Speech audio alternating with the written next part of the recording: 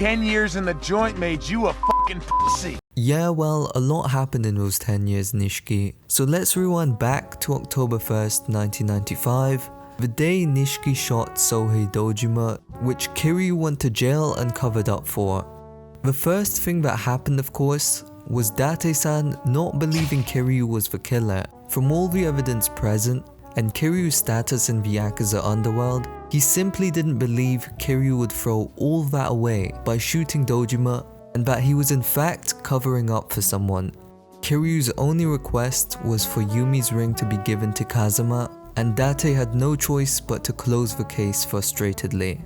That very night, Nishiki returned to the Serena bar to inform Reina of what happened to Yumi and Kiryu. Reina got upset, blaming Nishiki in the moment for not being able to protect them. Nishiki felt like Reina called him useless, so in the heat of the moment, Nishiki hit Reina, marking the start of his character transformation. Since the incident, Yumi's trauma caused her to lose her memory, and she didn't remember neither Nishiki or Kiryu. Shortly after, she went missing from the hospital. Kazuma eventually found her, but took her under his wing in attempts to help her remember what happened. Through these attempts, Kazuma was able to understand what really happened during the incident, and that Kiryu was innocent. Yumi was with Kazuma a lot of the time, and Yumi met Jingu because of this. They fell in love and had a child very quickly, since Haruka is 9 by the time Kiryu leaves jail. So yeah, very quickly. But shortly after Haruka's birth, Jingu left Yumi to date the Prime Minister's daughter. At this time, Jingu was close to Sarah, since Sarah found his political ties beneficial to the Tojo, and together, they were the perfect combination of money and power. To prevent any scandals about Jingu's supposed daughter and her mother, he ordered Sarah to assassinate Yumi and Haruka, and Sarah, being an asshole, agreed. During the attempt, Kazuma stopped Sarah. It was then that all of Yumi's memories came back, and she remembered who Kiryu was. After explaining the situation, Kazuma and Sarah agreed to lie to Jingu and hide Yumi and Haruka instead. Haruka was sent to Sunflower Orphanage for her own protection. Then Yumi was given a new identity under the name Mizuki. Since then, she made frequent visits to Haruka, pretending to be her aunt. About a year after the initial incident, Kashiwagi broke the news to Nishiki that he was set to run his own family under the Tojo. Nishiki was happy. He felt that Kazuma was finally giving him respect, since some of the Kazuma family's top members were assigned to Nishiki's family, including Matsuhige. However, none of these Yakuza really respected Nishiki, and he was repeatedly overshadowed by Kiryu's accolades, which included killing Dojima. During this time, Nishiki asked Matsuhige to acquire 30 million yen for his sister's surgery. Matsuhige did so, but took it from Kazuma family territory. Kashiwagi got thoroughly upset and blamed Nishiki, Tiger dropping him and stating that if Kiryu was around, this would have never happened, which of course, Nishiki is shocked at. As Nishiki left that very office, he ran into Shimano, who happened to know about Nishiki's entire situation. He basically told him that Nishiki could never reach the reputation that Kiryu has built, especially after killing Dojima. Shimano suggested that Nishiki should just retire as a Yakuza. TLDR, Nishiki is unable to save his sister and kills Matsuhige after he disrespects him again, then becomes bad guy Nishiki. Roughly around this time, Yagami moved to Kamurocho at age 15 to work at bartender. He frequently got into alleyway fights with Kaito, a Yakuza from the Matsugane family. Matsugane himself started noticing these frequent fights and ended up adopting Yagami, raising him like a son alongside Kaito. Later on, Yagami would meet Genda, a man who saw potential in Yagami and decided to support his journey to law school, later offering him a position at Genda Law Office. While Kiryu was in jail, Sarah ordered prisoner 1356 to kill Kiryu. This may have seemed random, but it was later explained that Sarah did this in order to protect Kiryu. After the incident, there were a lot of Yakuza wanting to kill Kiryu themselves, So Sarah made this one play to send a message to all the groups and prevent others from trying themselves. Sarah actually held Kiryu in very high regard and knew he would be back in the dojo as soon as possible. It's the reason he only gave Kiryu an expulsion rather than banishment. It's kinda crazy how this was only explained in a sub-story though.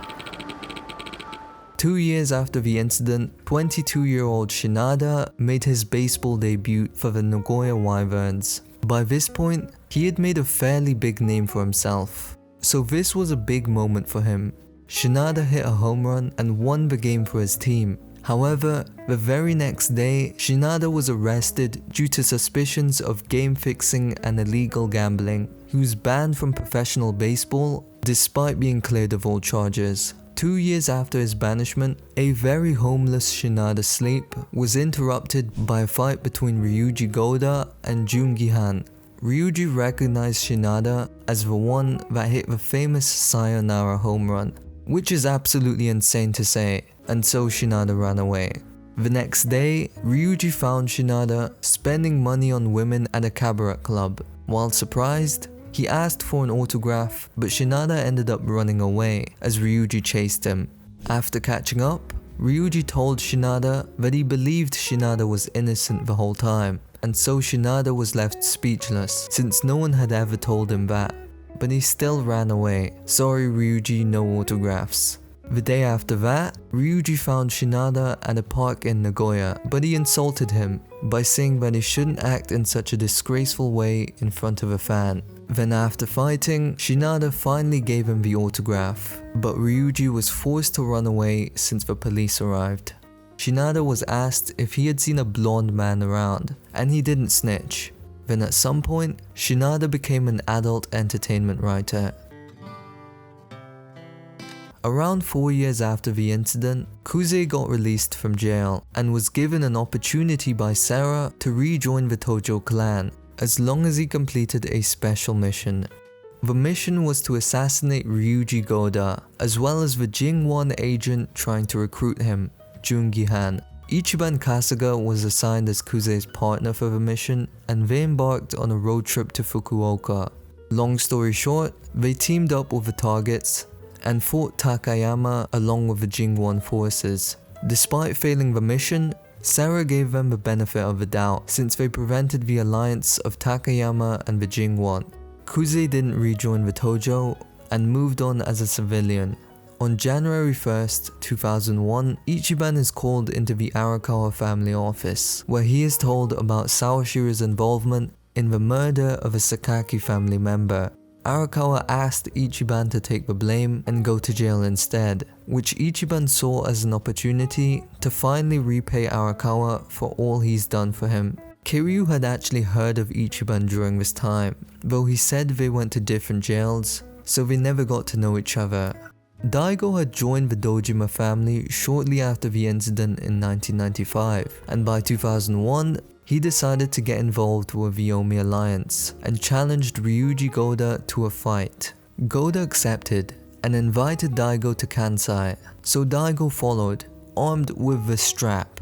But it turned out it was a police setup by Ryuji and Daigo was sentenced to 5 years in jail. By this point, the construction of the Millennium Tower was near completion, marking the end of the Kamurocho revitalization project. It opened shortly after these events, and Yumi worked at the Aries bar on the top floor. Jingu began to work closely with the Omi Alliance. In Yakuza 2, the specific faction is revealed to be the Goryu clan, led by Ryuji. In 2002, Akiyama had joined Toto Bank, and quickly became one of the top employees. There he met Hana and begun dating his employee Eri. However, in early 2005, Akiyama was fired after it was discovered that $1 million yen had been deposited into his account from one of his clients. Jingu's 10 billion laundering scheme was revealed as the reason behind it all, and Akiyama just got caught into it. Much to Kiryu's later surprise, the Pocket Circuit Fighter found love, and by the time Kiryu's released, he's looking for a successor so that he can settle down and get married. And all of this happened while Tarada was plotting to wipe out the Tojo clan alongside Takashima. Sometime in 2005, Sera broke his political ties to help Kazuma and Yumi steal the 10 billion yen from Jingu's money laundering scheme. Nishikiyama believed that it was beneficial to work with Jingu since he had the money to control the Tojo. And in late 2005, Kiryu got released from jail and the rest is history. So that's about it. If you guys think I missed anything, please feel free to comment down below so that we can all read along to any more key information. And I'd appreciate if you could leave a like and maybe subscribe, because this did take a while and I tried to piece as many key events together as possible. Hope you enjoyed and see you in the next one.